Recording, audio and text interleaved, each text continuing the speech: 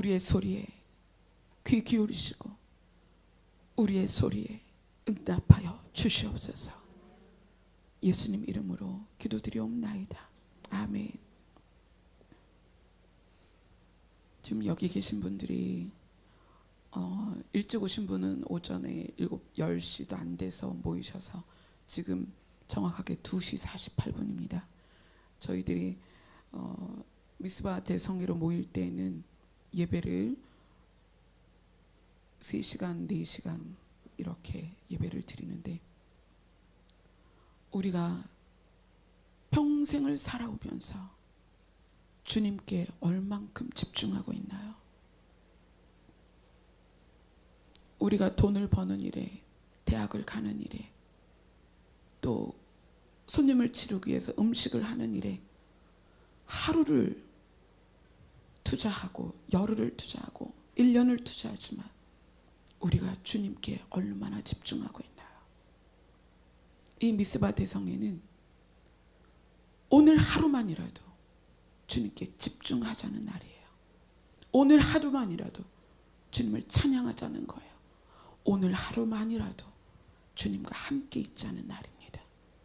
그래서 사역자들은 오전 10시도 안 돼서 저 같은 경우는 9시쯤 왔죠. 그래서 지금 3시가 되는 중에 있습니다. 오늘 말씀을 주님께서 주중에 집중적으로 부어주셔서 너무 많이 울었어요. 계속 울고 금요일날 울고 토요 중보기도 모임 때 또 울고. 우리는 중보기도 하면 3시간씩 하잖아요. 토요일날 그 더운데도 3시간을 한단 말이에요. 예배를 준비하면서 울고 그러다가 우리 주일학교 아까 율동하는데 웃었어요. 얼마나 사랑스러운지. 자, 우리 말씀 보도록 하겠습니다. 에스겔 45장입니다.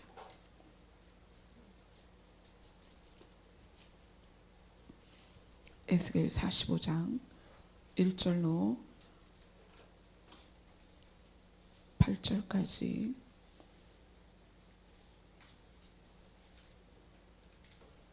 에스겔 45장 1절로 8절까지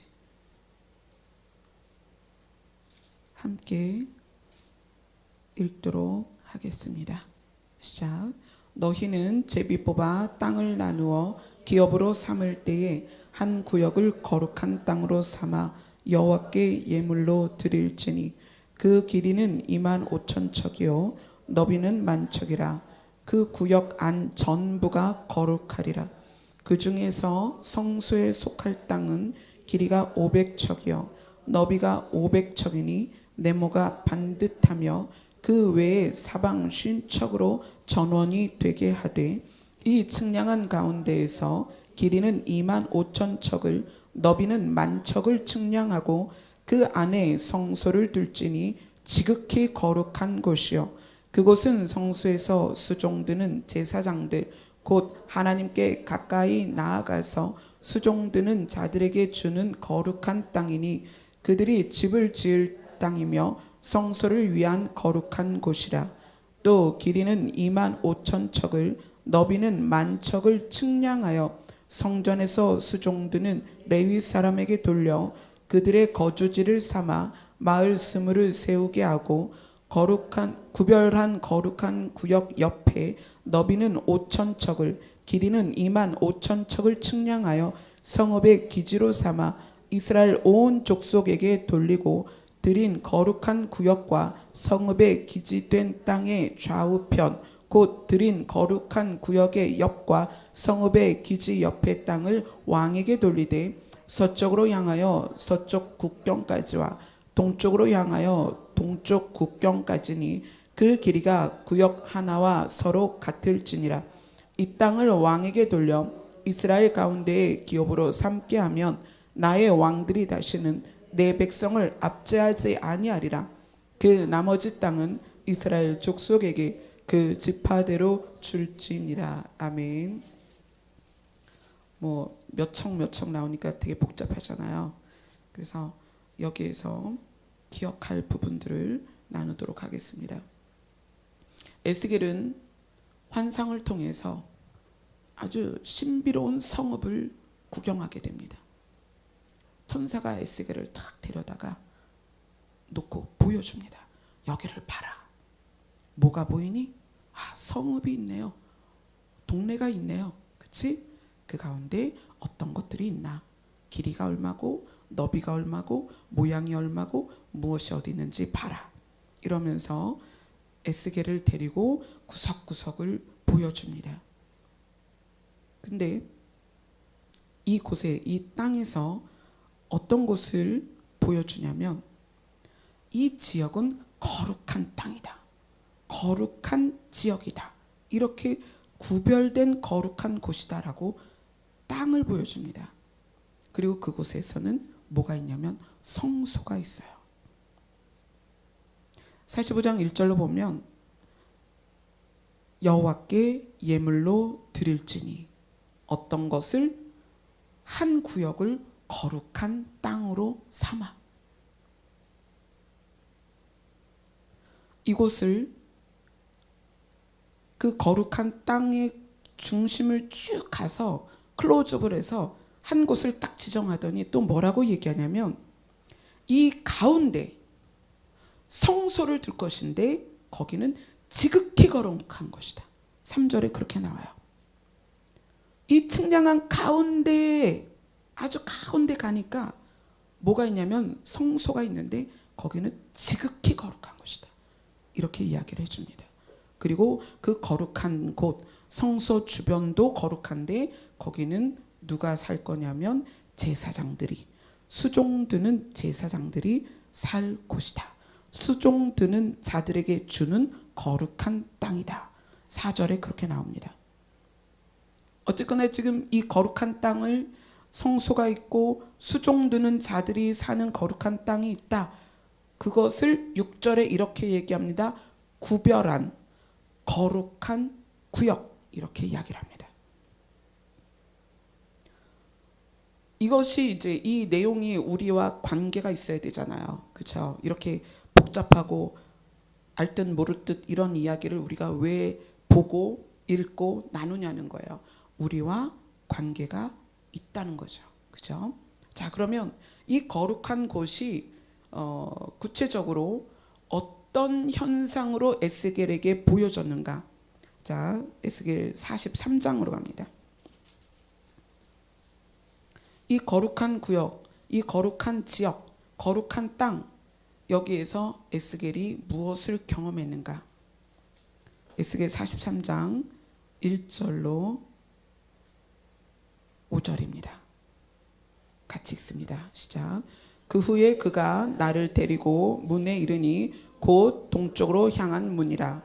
이스라엘 하나님의 영광이 동쪽에서부터 오는데 하나님의 음성이 많은 물소리 같고 땅은 그 영광으로 말미암아 빛나니 그 모양이 내가 본 환상 곧 전에 성읍을 보던 환상 같고 그발강 가에서 보던 환상과도 같기로 내가 곧 얼굴을 땅에 대고 엎드렸더니 여호와의 영광이 동문을 통하여 성전으로 들어가고 영이 나를 들어 데리고 안뜰에 들어가서기로 내가 보니 여호와의 영광이 성전에 가득하더라.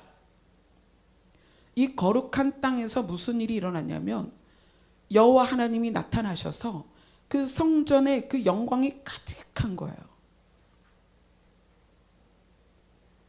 에스겔은 구별된 거룩한 땅에서 성소가 그 중앙에 있는 것을 보고 그 주변의 제사장들이 이제 집을 지어서 살게 될 것이다 라고 봤는데 그 거룩한 땅에서 일어나는 일, 그걸 본 것입니다. 어떤 것을 봤어요? 여호와께서 직접 나타나셔서 그곳에 들어가셨습니다. 그리고 여호와께서 이렇게 말씀하십니다. 지금 읽은 본문의 43장 6절에서 7절을 같이 읽습니다. 시작. 성전에서 내게 하는 말을 내가 듣고 있을 때에 어떤 사람이 내 곁에 서 있더라. 그가 내게 이르시되 인자야, 이는 내 보좌의 처소, 내 발을 두는 처소, 내가 이스라엘 족속 가운데 영원히 있을 곳이라. 이스라엘 족속 곧 그들과 그들의 왕들이 음행하며 그 죽은 왕들의 시체로 다시는 내 거룩한 이름을 더럽히지 아니하리라. 그 여호와께서 뭐라고 얘기하셨냐면 내 보좌에 쳐서 내 발을 두는 쳐서 내가 영원히 있을 곳이다. 어떤 곳이? 거룩한 구역, 구별된 거룩한 땅에 성전이 있는데 그곳에 하나님께서 뭐라고 말씀하시냐면 내 처소다. 보좌의 처소다. 내 발을 두는 처소다. 내가 영원히 있을 것이다. 예전에 지하교회 있을 때 지하교회 계단이 있어요. 근데 좌석 맨 뒤에 앉으면 중문을 통해서 계단이 보입니다. 근데 제가 예배 전에 미리 가서 이제 중보를 하다 보면 그 계단을 통해서 제가 두 가지를 봐요. 하나는 뭐냐면 어떤 성도가 내려올 때 그가 주중에 어떤 일이 있었는지는 모르겠지만 그가 가지고 있는 흑암을 가지고 내려와요. 그 흑암이 이렇게 검은 구름처럼 그 계단을 그 사람과 함께 내려와요. 그러면 저는 이제 그걸 보고 중보를 하죠. 하나님, 저분이 어떤 일이 있었는지는 모르겠지만 그분의 마음을 만져주시고 상처를 치유하시고 회복되게 하셔서 예배를 통하여 주님께 더 나아가게 하여 주옵소서. 하나님이 우리에게 주신 본질을 회복하게 하여 주옵소서. 그렇게 기도를 합니다. 그런데 자주 본 건 아니지만 어느 날은 아주 하늘하늘한 옷자락이 내려오는 거예요. 근데 그걸 보면서 주님이시군요. 주님의 옷자락이 계단을 타고 내려오시는 거예요. 무엇을 원해서 오실까요? 우리의 예배를 받으시려고 그분의 옷자락이 그 자리를 내려오는 거예요. 그 계단을 타고. 오늘 하나님께서 에스겔에게 성전에서 뭐라고 말씀하셨냐면 내 보좌의 처소다. 이곳은 내 발을 두는 처소다. 영원히, 한시적이 아니라 영원히 있을 곳이다.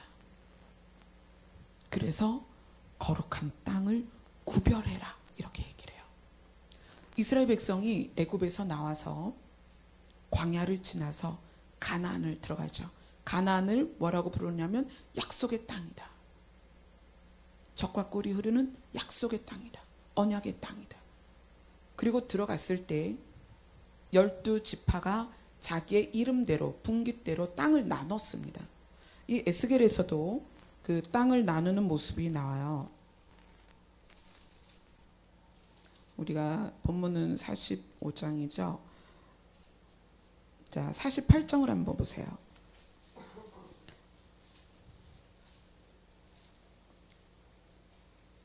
48장 1절을 보면 모든 지파의 이름은 이와 같으니라 그러면서 단의 경계선 다음으로 동쪽에서 서쪽까지는 아셀의 몫이요 아셀 경계선 다음으로 동쪽에서 서쪽까지는 납달리 몫이요 이렇게 하면서 각 지파의 몫으로 땅을 나누고 그리고 9절 10절을 보면 9절 10절 같이 읽어볼까요? 에스겔 48장 9절 10절 시작. 곧 너희가 여호와께 드려 예물로 삼을 땅의 길이는 25,000척이요 너비는 10,000척이라. 이 드리는 거룩한 땅은 제사장에 돌릴지니 북쪽으로 길이가 25,000척이요 서쪽으로 너비는 10,000척이요 동쪽으로 너비가 10,000척이요 남쪽으로 길이가 25,000척이라. 그 중앙에 여호와의 성소가 있게 하고. 사람의 이름으로 구역을 정한 곳에 성소를 두지 않았습니다. 성소는 구별된 땅에 두었어요. 이건 무슨 얘기냐면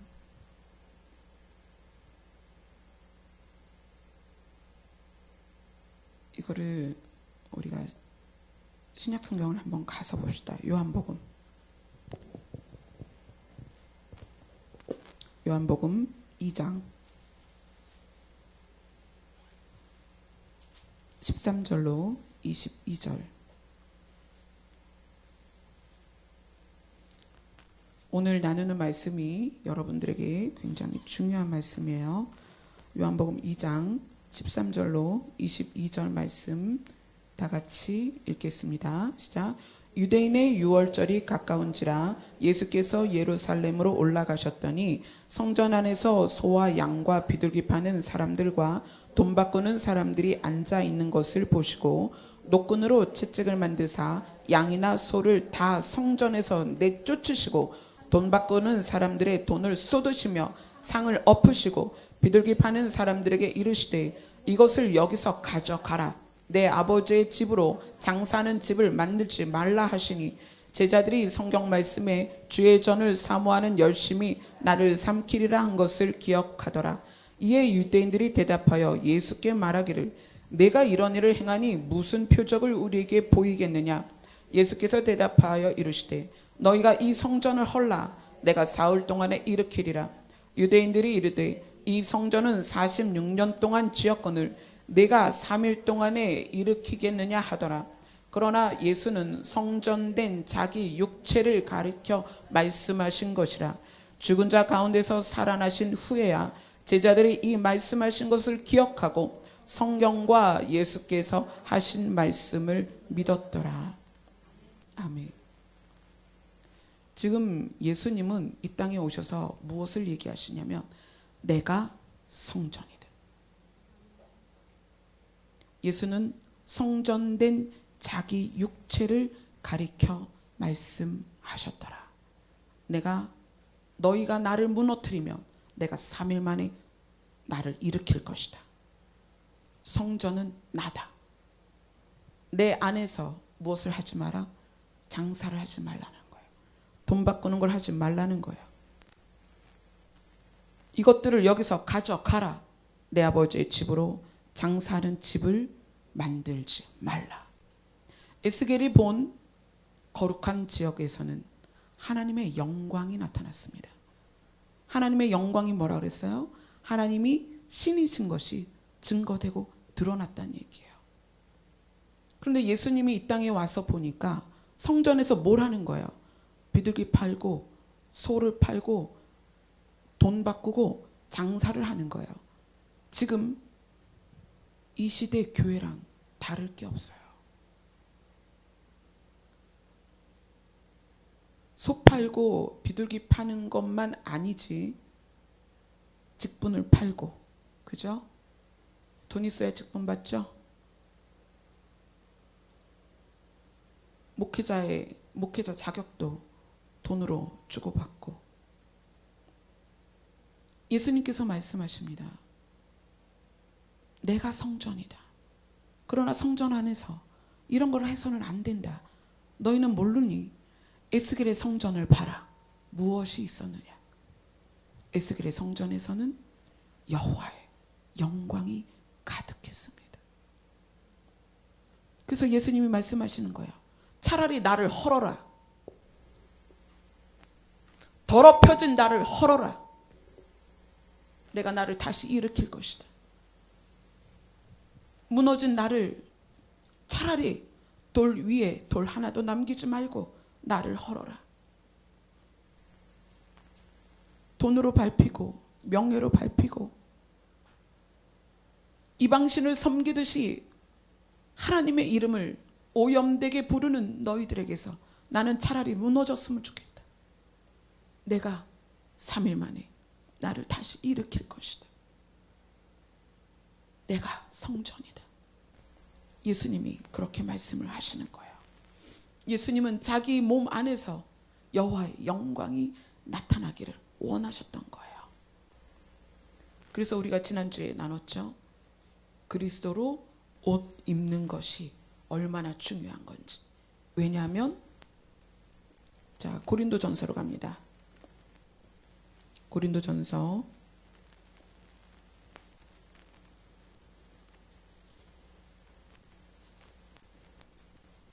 6장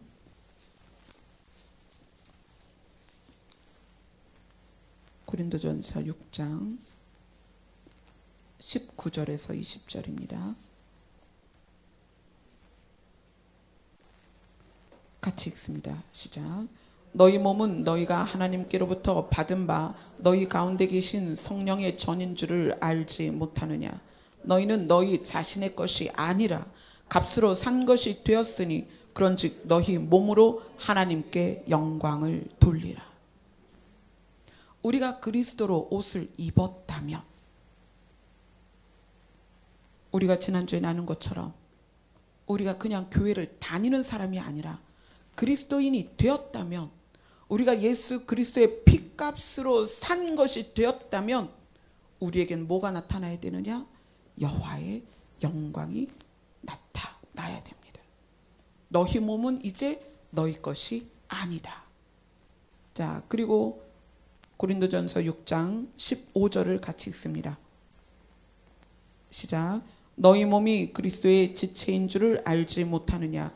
내가 그리스도의 지체를 가지고 창녀의 지체를 만들겠느냐. 결코 그럴 수 없느니라. 예수님께서는 자기 자신이 성전이다 말씀하셨어요. 그리고 성전된 예수 그리스도를 우리가 옷 입었다면 우리가 누구가 되는 거예요? 성전이 되는 거예요. 성전이 되는 거예요. 그래서 성령께서 우리 안에 계시고 우리 안에서 여호와의 영광이 드러나야 되는 것이고, 하나님께서 성전에 거하시면서 내 보좌의 처소다, 내가 영원히 거할 것이다, 우리가 그런 존재라는 거예요. 그래서 그것에 대해서 고린도전서 3장 16절을 보겠습니다. 3장 16절 17절이 그것을 깔끔하게 정리를 하고 있습니다. 고린도전서 3장 16절 17절 같이 읽습니다. 시작. 너희는 너희가 하나님의 성전인 것과 하나님의 성령이 너희 안에 계시는 것을 알지 못하느냐. 누구든지 하나님의 성전을 더럽히면 하나님의 그 사람을 멸하시리라. 하나님의 성전은 거룩하니 너희도 그러하니라. 아멘. 에스겔이 본 거룩한 땅, 구별된 땅에 성소가 있었습니다. 그리고 그 성전 안에 여호와 하나님께서 들어오셔서 충만한 빛으로, 영광의 빛으로 가득하셨습니다. 그리고 말씀하셨습니다. 영원히 내가 여기에 있을 것이다. 그리고 예수님이 이 땅에 오셔서 이렇게 말씀하십니다. 내가 성전이다. 제발 나를 더럽히지 마라. 그리고 그 예수 그리스도를 옷 입은 우리가 이제 성전으로 불리게 되었습니다. 그리고 제발 더럽히지 말라는 거예요. 거룩하라는 거예요. 거룩함이 없이는 하나님을 볼 수 없다. 이 주제를 가지고 하나님께서 말씀을 선포하게 하시면서 주중에 두 가지 모습을 저에게 보여주셨습니다. 그 두 가지 사진을 가지고 제가 얼마나 마음이 아팠는지 몰라요. 말씀 사무엘상으로 갑니다. 우리는 그렇다면 거룩함이 무엇인가? 우리가 거룩한 땅으로 구별되었을 때 어떻게 드러날 것인가? 그것을 알아야 되겠죠. 사무엘상 21장입니다. 구약성경 446페이지 사무엘상 21장 10절부터 15절까지입니다.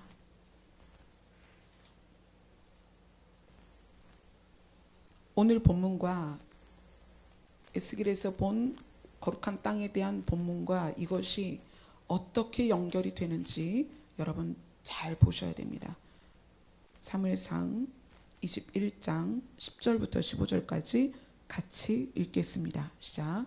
그날에 다윗이 사울을 두려워하여 일어나 도망하여 가드 왕 아기스에게로 가니 아기스의 신하들이 아기스에게 말하되 이는 그 땅의 왕 다윗이 아니니까. 무리가 춤추며 이 사람의 일을 노래하여 이르되 사울이 죽인 자는 천천히요 다윗은 만만이로다 하지 아니하였나이까 한지라. 다윗이 이 말을 그 마음에 두고 가드 왕 아기스를 심히 두려워하여 그들 앞에서 그의 행동을 변하여 미친 채 하고 대문짝에 그적거리며 침을 수염에 흘리매 아기스가 그의 신하에게 이르되 너희도 보거니와 이 사람이 미치광이로다. 어찌하여 그를 내게로 데려왔느냐. 내가 미치광이가 부족하여서 너희가 이 자를 데려다가 내 앞에서 미친 짓을 하게 하느냐. 이 자가 어찌 내 집에 들어오겠느냐 하니라. 이 사건은 언제 있는 사건이냐면 다윗이 8째에서 막내입니다. 막내로서 광야에서 양을 치는 목동이었습니다. 양을 치는 목동으로 어린 시절을 지나요. 그런데 사울 왕이 하나님 앞에 범죄하면서 하나님께서 사울 왕을 버리십니다. 그리고 사무엘에게 뿔에 기름을 담아서 다음 왕이 될 사람을 찾아가라. 그리고 다음 왕에게 기름을 부어라 그러십니다. 사무엘이 기름을 가지고 하나님이 명령하신 대로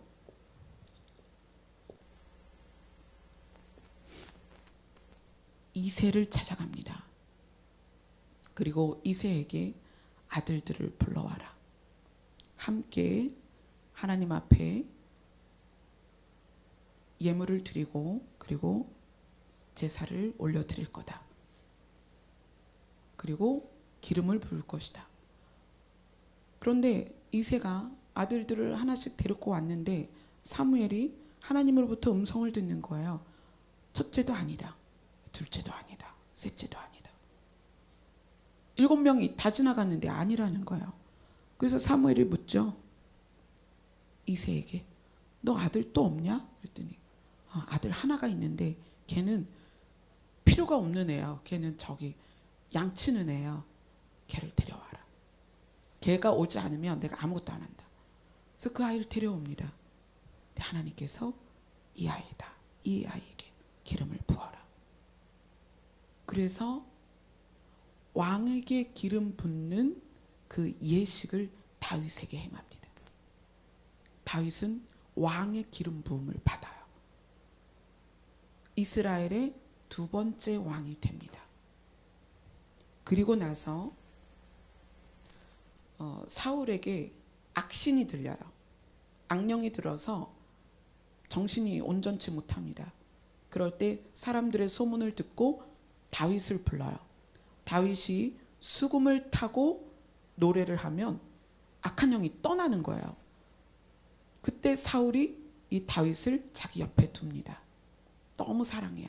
야, 너 때문에 내 악한 영이 떠났다 이러고 기뻐합니다. 또 그러다가 무슨 일이 생기냐면 골리앗이 나타나요. 그러니까 다윗이 물맷돌 가지고 골리앗을 쓰러뜨립니다.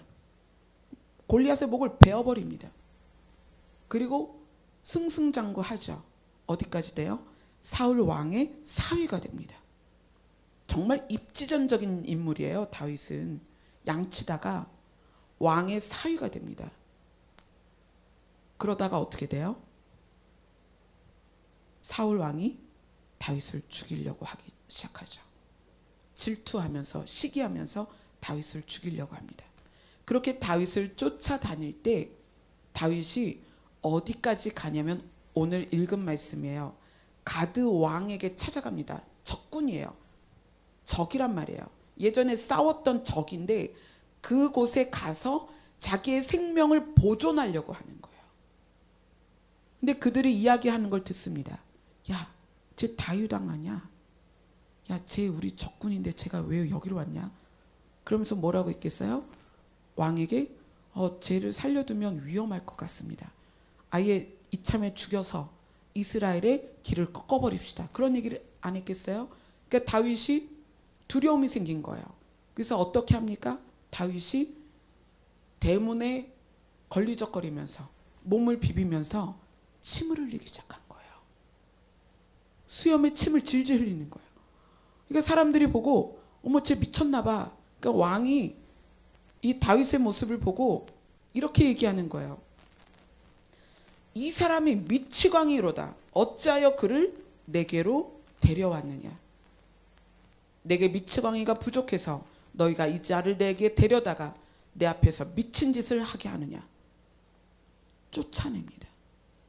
그리고 다윗은 그 상태에서 도망가서 어디로 가냐면 사무엘상 22장입니다. 우리가 지금 읽었죠. 21장을 22장 1절로 2절입니다. 같이 읽습니다. 시작. 그러므로 다윗이 그곳을 떠나 아둘람굴로 도망하매 그의 형제와 아버지의 온 집이 듣고 그리로 내려가서 그에게 이를 얻고 환난당한 모든 자와 빚진 모든 자와 마음이 원통한 자가 다 그에게로 모였고 그는 그들의 우두머리가 되었는데 그와 함께한 자가 400명 가량이었더라. 다윗에게 400명이 모였습니다. 다윗이 기름 부음 받았을 때도 아니고요. 다윗이 수금을 타며 악령을 내쫓던 때도 아닙니다. 다윗이 골리앗을 죽였을 때도 아니에요. 언제 400명이 다윗에게 모였냐면 가드 왕 앞에서 미친 척을 하며 수치를 당한 후에요. 그런데 모인 400명이 어떤 사람이었느냐? 환난당한 자, 빚진 모든 자, 마음이 원통한 자가 다 그에게로 모였다. 다윗이 그 침을 흘리면서 그 대문에서 비비적거리는 그 모습을 보여주시고 그렇게 말씀하시는 거예요. 다윗이 왕으로서 권력이 있고 능력이 있는 백성들을 모은 게 아니라 어떤 자를 모았냐면 환난당한 자, 빚진 자, 마음이 원통한 자들을 다윗이 품었다. 언제 그것이 가능했느냐? 수치를 당한 후에. 아픈, 상처받은, 억울한, 누명을 쓴, 쫓겨난 자들, 그들을 다윗이 품었다는 얘기예요. 그리고 나서 그 다윗이 침을 흘리는 모습 옆에 예수님의 모습을 보여주시는 거예요. 십자가에 계신 예수님. 예수님이 십자가에서 받으신 그 수치는, 그 모멸은 여러분 상상도 할 수 없는 것이었습니다. 다윗이 이미 왕의 기름을 받았고 이미 왕으로 불렸지만 그는 수치를 경험한 후에 비로소 환난당한 자와 빚진 자와 원통한 자를 품을 수가 있었어요. 그 400명이 이스라엘이라는 나라를 이루는 초석이 됩니다. 예수님이 이 땅에 오셔서 우리 여기에 있는 우리 모두를 품을 수 있게 된 것은 수치를 지나고예요.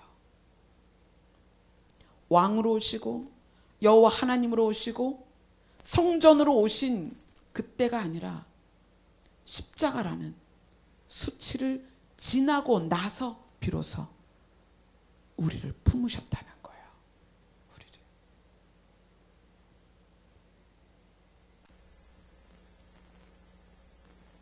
여러분들이 거룩한 땅으로 구별되었는가?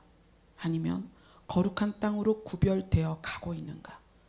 거룩한 땅으로 변화되어 가고 있는가는 무엇으로 나타나는가? 여러분이 예수 그리스도로 옷 입었다는 것이 무엇으로 증명이 되는가? 여러분이 성전인 것이 무엇으로 증명이 되는가? 여러분이 얼마나 교회를 오래 다녔고 많이 다녔고 많은 봉사를 했고 많은 헌금을 했고로 증명되지 않습니다. 무엇으로 증명이 되냐면 예수 그리스도와 같이 죄인을 여러분의 품에 품을 수 있는가, 그것으로 증명이 됩니다. 다윗이 언제 비로소 왕으로서 서가기 시작하느냐? 환난당한 자, 빚진 자, 원통한 자를 품었을 때 비로소 왕으로서 세워져 가기 시작합니다. 그런데 그 왕으로 세워져 가는 것이 언제부터인가? 수치를 지난 다음이에요. 여러분이 거룩한 땅으로 구별되는 첫 번째 관문이 수치입니다. 여러분이 누구인지 아는 거예요. 여러분이 누구예요? 죄인입니다. 우리가 얼마나 깊은 수치 가운데 있는지, 우리가 하나님에 속한 자라고 하면서 여러분이 세상에 가서 얼마나 비굴하게, 얼마나 부끄럽게 세상에게 손을 내미는지 여러분의 모습을 보세요. 영원한 생명을 소유했고 영원한 나라이며 우리에게 그렇게 말씀하셨잖아요. 너희는 거룩한 나라다.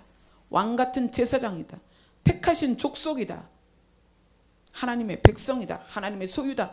그렇게 우리에게 이야기해 주셨지만 우리는 세상으로 나아가서 그곳에 도움을 받으려고 합니다. 어떻게 돈 좀 벌어볼까? 지위를 좀, 명예를 좀 얻어볼까? 그러나 세상은 우리를 가드 왕처럼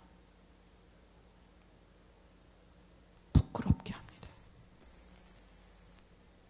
제가 말씀드렸죠. 우리는 이 지구에 속한 사람들이 아니에요. 하나님의 나라에 속한 사람들이에요. 그런데 다윗처럼 우리는 계속 세상에 가서 무엇인가 구하려고, 얻으려고, 영원한 생명과 무엇을 바꾸려고 노력한단 말이에요. 여러분 자신을 보세요. 누구인지. 여러분의 신분이 무엇인지 확인하세요.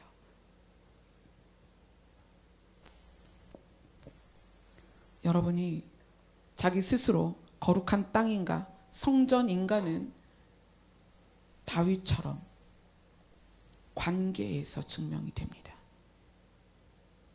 다윗이 수치를 지나고 나서 자기 자신이 누구인지 깨닫습니다. 내가 이렇게 미친 척하는 정말 부끄러운 사람이구나. 비겁하게 적에게 가서 생명을 보존하려고 했던 정말 어리석은 자구나. 그렇게 깨닫고 나서 비로소 그는 환난당한 자들을 품을 수 있게 됐고요. 빚진 자들을 품을 수 있게 됐고 원통한 자들을 품을 수 있게 됐습니다. 예수님이 그 수치를 지나고 나서 완전하게 우리를 품으셨습니다. 우리의 모두의 죄를 품으셨습니다. 그리고 예수님이 우리와 관계를 말씀하시는 거예요. 너희는 그리스도인이다. 나로 옷을 입어라. 너희는 성전이다. 그러면 여러분이 성전된 것이 무엇으로 증명되는가? 관계로 증명이 됩니다. 사람과의 관계로 증명이 됩니다. 가족과의 관계로 증명이 되는 거예요. 여러분의 가정 안에 환난당한 자와 원통한 자와 빚진 자들에 대하여 여러분이 어떻게 대하고 있는가? 그것으로 증명이 되는 것입니다. 여러분 자신이 얼마나 부끄럽고 수치스러운 자리에 있는가를 그것부터 깨달으셔야 돼요. 이 한 주간 제가 저의 모습을 통해서 그 수치스러운 가운데 있는 저를 하나님께서 택하셔서 너는 거룩한 나라다. 너는 거룩한 땅이다. 너는 성전이다. 너는 예수 그리스도로 옷 입었다. 라고 말씀하시는 것이 그것이 무엇이냐면 은혜이고 긍휼입니다. 우리가 무엇을 해서도 아니고 어떤 어떤 자격이 있어서가 아니라 오직 예수 그리스도의 은혜이고 예수 그리스도의 긍휼입니다. 불쌍히 여기시. 그래서 우리의 관계 안에 그것이 드러나야 되는 거예요. 어떤 것이? 은혜가 드러나야 되는 거예요. 내가 수치 가운데서 하나님이 나를 건지셔서 나를 성전 삼으셨다면 내가 만나는 모든 사람에 대하여 우리가 은혜를 베풀 수 있냐는 거예요. 하나님이 우리를 긍휼히 여기셔서 수치 가운데서 건지셔서 우리를 품으셨다면 우리가 관계 안에서 그들에 대하여 그런 자세로 나아갈 수 있냐는 거예요. 거룩이라는 것이 기도 많이 해서 목소리 걸걸하고 뭐 기도문 잘 쓰고 찬양 잘하고 그걸로 거룩이 검증되는 것이 아닙니다. 참된 경건은 고아와 과부를 돌보는 것이라고 그랬어요. 삶으로 나타난 것이에요. 우리가 거룩한 땅으로 구별됐는가? 우리가 하나님의 영광이 임하는 성전인가는 교회에서 증명되는 것이 아닙니다. 여기에 나와서 오늘 지금 3시간 예배를 드리는데 이걸로 증명되는 게 아니에요. 무엇으로 증명된다?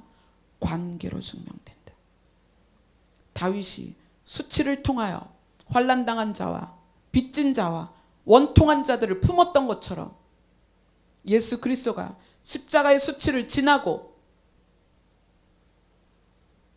인류의 모든 죄인을 품으셨던 것처럼 우리 자신이 관계 안에서 사람을 어떻게 대하는가, 그것이 거룩한 땅으로 구별된 자의 모습으로 증명되는 것입니다. 아멘. 그럴 때 어떻게 돼요? 다윗이 이스라엘이라는 나라를 세운 것처럼 예수님이 하나님의 백성을 소유하게 된 것처럼 여러분에게 소유된 생명이 밖으로 확장되는 것입니다. 여러분들이 그 심령들을, 마음들을, 상한 심령과 상한 마음들을 여러분 안에 품을 때 하나님의 나라가 확장되는 거예요. 지난주에 신비에 대해서 이야기를 했습니다. 신비가 무엇이다? 예수 그리스도를 옷 입고 예수 그리스도의 영광이 우리에게서 드러나는 것이다. 그것이 여러분 거룩한 땅으로 구별되는 것입니다. 거룩한 나라로 구별되는 것입니다. 그런데 그것이 삶에서 어떻게 나타나는가? 환난당한 자에게 손을 내밀고 빚진 자에게 손을 내밀고 원통한 자들에게 손을 내미는 거예요. 그들을 내 마음에 품는 것입니다. 그것이 여러분이 거룩한 나라가 되어가고 있는 증거입니다. 그렇다면 이 외형의 교회가 사실 중요하지 않습니다. 앞으로 교회는 더욱더 황폐하게 될 것이고 타락할 것입니다. 왜냐하면 마지막 때에 사랑이 식어질 것이다. 그 사랑이 식어지면 사랑의 본체가 되시는 예수 그리스도를 향하여, 사랑의 본체가 되시는 여호와를 향하여 우리의 사랑이 나아갈 수 없습니다. 교회는 무너져 갈 것입니다. 사람은 떠나갈 것입니다. 때가 되면 어쩌면 우리 교회도 문을 닫는 그런 때가 올지도 모릅니다. 그러할 때 여러분 한 사람이 거룩한 땅으로 구별되셔야 됩니다. 열린 하늘문 교회라는 이 교회가 사라져도 여러분 자신이 성전이 돼야 됩니다. 그리고 여러분 자신이 방주가 돼야 되는 것입니다. 그래서 여러분 자신이 거룩하고 구별된 땅으로서 환난당한 자를 품으셔야 하고 빚진 자를 품으셔야 합니다. 원통한 자를 여러분 가슴에 품으셔야 합니다. 그래야 생명이 확장이 되고 여러분 가족들과 친지들과 여러분의 친척들과 여러분의 친구들이 구원받을 수 있습니다.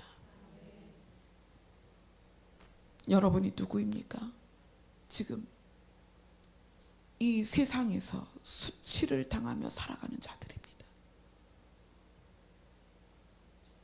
이 수치를 지나 하나님의 백성으로 삼으신 그 은혜 안에 있는 여러분들입니다.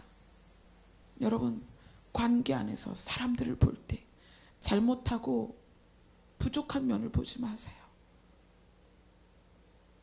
우리 자신이 너무나 깊은 수치 안에 있는 사람들입니다. 나 자신이 수치 가운데서 건짐을 받았고, 나 자신이 부끄러움 안에서 죄 가운데서 건짐을 받았습니다. 그렇다면 관계 안에서 사람들을 볼 때 그들의 영혼을 보세요. 그들의 육에 배어있는 습관과 그들의 삶을 보지 마십시오. 영혼을 보세요. 그리고 다윗처럼 그들을 품으셔야 됩니다. 예수님처럼, 죄인을 품으신 그 예수님처럼 우리가 성전된 자라면, 거룩한 땅으로 구별됐다면, 우리가 예수 그리스도로 옷을 입었다면 그것은 여러분 관계에서 밖에는 증명될 수가 없습니다. 여러분이 오늘 대부분 흰 옷을 입고 오셨어요. 그것으로 거룩이 구별되지 않습니다. 여러분이 나와서 찬양한 것으로 거룩이 구별되지 않습니다. 여러분이 거룩한 땅으로 구별되는 것은 삶에서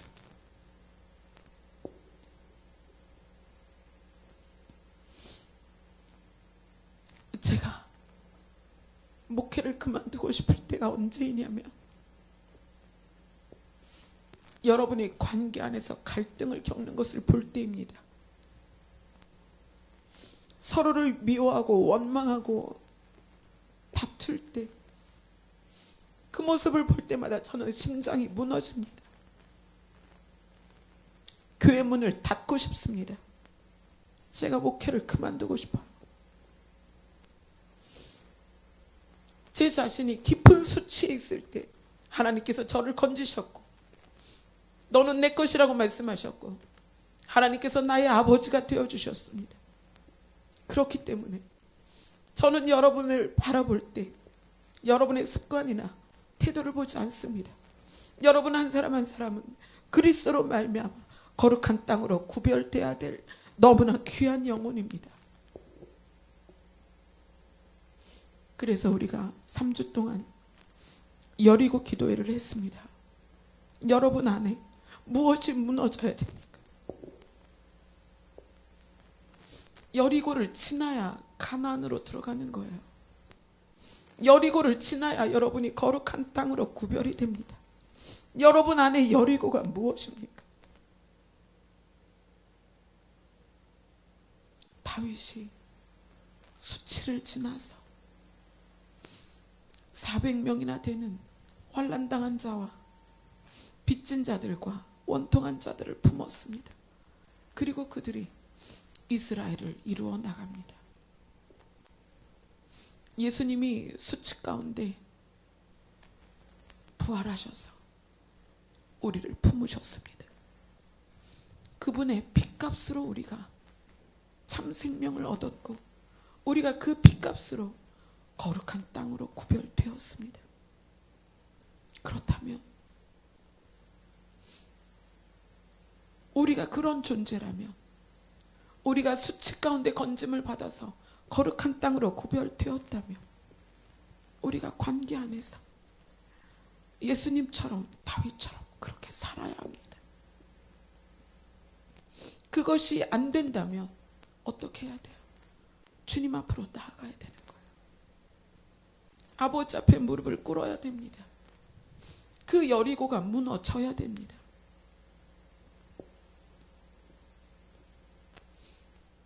저는 여러분에게 헌금하라고 설교한 적이 없습니다. 사람 데려오라고 전도하라고 설교한 적 없습니다.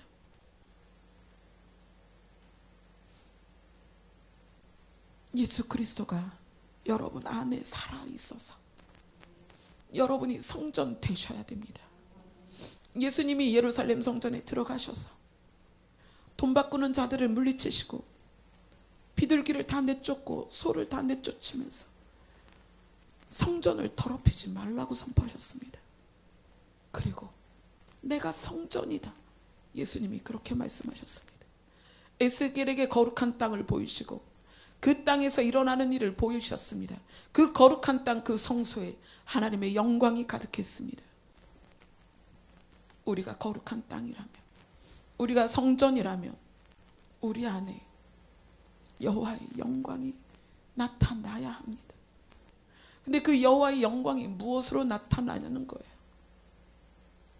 예수 그리스도의 임재가 무엇으로 나타나는 거예요? 우리가 흰옷 입고 찬양하는 것으로 되는 게 아니라 관계 안에서 증명이 되는 거예요. 내가 사람을 어떻게 대하는가? 다윗이 왕으로의 기름 부음을 받았을 때도 아니고, 수금을 켜면서 악령을 내쫓을 때도 아니고, 골리앗이라는 거인을 그 목을 자를 때도 아니고, 수치를 지나면서 자기 자신이 어떤 사람인지 발견했을 때 비로소 그가 사람들을 품기 시작했어요. 우리는 우리 자신을 알아야 합니다. 우리가 누구인가? 우리가 얼마나 수치 가운데 있고 죄악 가운데 있는가? 그런 우리가 거룩한 땅으로 구별되었다면 여러분은 그 심령 안에 영혼을 품어야 합니다. 한 사람 한 사람을 우리 마음에 품어야 합니다.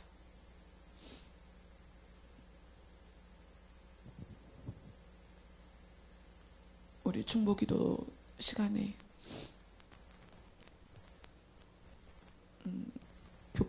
중국 교포 한 분이 참석을 하시는데, 그분이 작년에 처음 우리에게 와서 중보기도 나오셨을 때 하나님께서 그렇게 말씀하셨어요. 중국으로 갈 선교사다. 그래서 토요일마다, 매주는 아니지만 시간이 있을 때마다 만났습니다. 그런데 이분이 가기로 했을 때 결정을 못하고 중국으로 못 들어갔어요. 그렇게 해서 한국에 계셨습니다. 왜냐하면 중국으로 가면 이분이 감당해야 될 몫이 너무나 커요. 가족들이 다 힘든 상황에 있고 그것을 감당해야 되고, 그러나 하나님은 그곳으로 가서 그것을 감당해라. 그곳이 생명이 확장되는 전초기지가 될 것이다 말씀하셨습니다. 계속 못 가고 갈등하면서 한국에서 생활이 굉장히 많이 갈등이 생겼어요. 그래서 어제 만났습니다. 어제 그 선교사님이 힘든 이야기, 관계 어려움, 공동체 어려움, 사역의 어려움을 많이 말씀하셨어요. 그리고 그 이야기를 제가 다 들었습니다. 그리고 이렇게 말씀드렸습니다. 중국으로 가십시오. 중국으로 가십시오. 그 관계, 부모, 오빠, 또 아들도 중국에 있거든요. 친아들이 다 뿔뿔이 흩어져 있는데 그 관계 안으로 들어가는 것이 사실 두렵죠. 요나가 니느웨로 가야 하는데 그것이 싫어서 다시스로 갑니다. 그래서 요나 때문에 모두가 풍랑을 만납니다. 그래서 요나를 집어서 바다에 던지니까 어떻게 돼요? 풍랑이 잔잔해졌죠. 그리고 요나는 하나님께서 니느웨로 보내십니다. 그래서 그 얘기를 그 선교사님한테 얘기를 했어요. 중국으로 들어가십시오. 벌써 1년 전에 하나님께서 그것을 요구하셨습니다. 하나님께서 들어가시면 책임지실 거니까 들어가십시오. 그것이 어렵다면 기도의 분량을 채우고, 기도의 분량이 채워지면 갈 수 있는 담대함이 생길 것입니다. 그랬어요. 근데 카톡으로 오늘 연락이 왔습니다. 중국으로 전화를 했더니 상황들이 많이 좋아진 거예요. 오빠도 어머니도 또 이렇게 관계들이 많이 좋아졌습니다. 제가 중국으로 가겠습니다. 그리고 제가 이 사무엘상 말씀을 어제도 같이 나눴는데 제가 그 자매님한테 그랬어요. 말씀이 내 이웃을 사랑하라고, 내 몸처럼 사랑하라고 했는데 그 이웃이 출발점이 어디냐면 가족이다. 내 이웃을 내 몸처럼 사랑하라고 했는데 그 출발이 어디냐? 가족이다.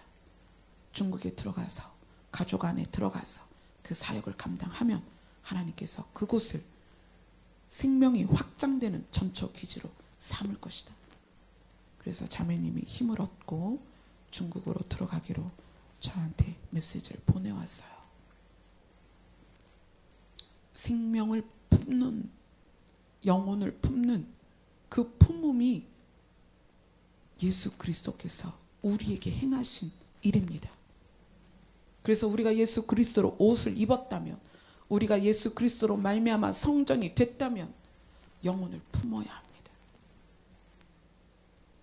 물론 쉽지 않은 거 알아요. 여러분의 기준과 여러분의 마음 안에 너무나 많은 것들이 이것도 싫고 저것도 싫고 보기 싫고 다 알아요. 그러나 기억하세요. 제가 아까 말씀을 드리려다 말았죠. 거룩한 땅을 구별하는데 누구의 땅 12지파 이름으로 땅을 나눈 것에 거룩한 땅을 두지 않고 구별된 곳에 거룩한 땅을 만들었습니다. 그리고 구별된 곳에 성소를 두었습니다. 그건 무슨 의미냐면 여러분은 여러분의 이름으로 살면 안 된다는 거예요. 여러분의 이름으로 살아있으면 그곳에 성소가 들어갈 수 없습니다.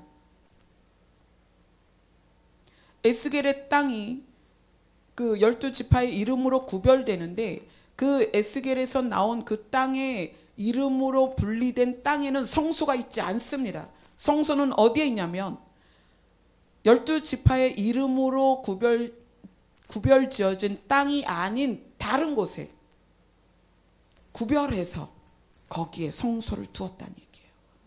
무슨 얘기예요? 여러분은 여러분의 이름으로 살지 마십시오. 여러분의 기준으로 살지 말라는 거예요. 여러분의 시각으로 사람을 보지 말라는 것입니다. 무슨 얘기예요? 예수 그리스도의 이름으로 살아야 됩니다. 그래야 그곳에 성소가 있고 그곳에 하나님의 영광이 임합니다. 그래야 그곳에서 생명이 확장되는 거예요. 우리는 누구냐면 그리스도인입니다. 저 한정란이 아니라 그리스도인입니다. 그래서 여러분이 지나가는 자리마다 여러분의 이름이 남는 것이 아니라 예수님의 이름이 남아야 돼요. 지하교회에 있을 때 청년 하나가 그리스도인이 무엇이냐고 저에게 물었어요. 그리스도인이 무엇이냐? 그래서 이렇게 대답을 했습니다. 자기 이름으로 사는 사람들은 자기 이름이 그 발자취에 찍힌다. 그리스도인은 그 사람이 지나간 자리에 예수님의 이름이 찍힌다. 그리스도인은 그리스도의 도장이다.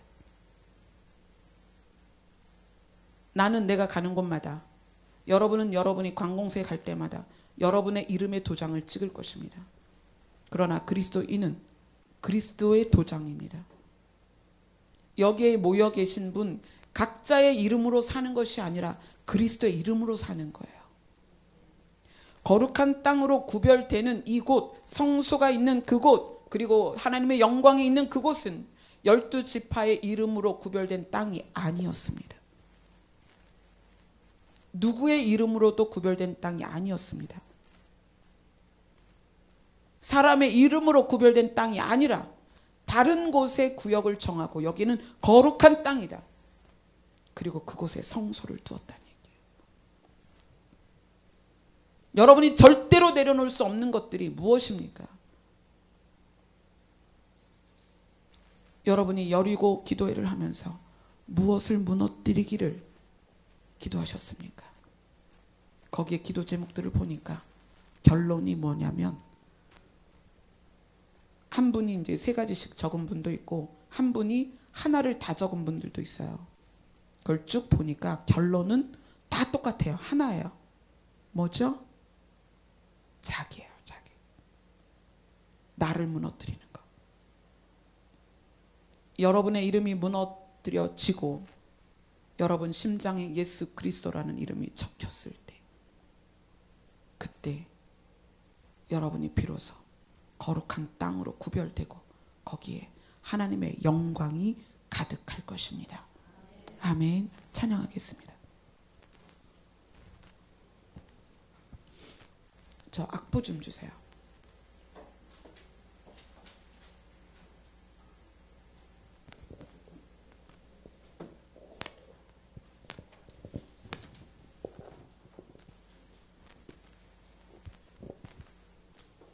주임자 안에서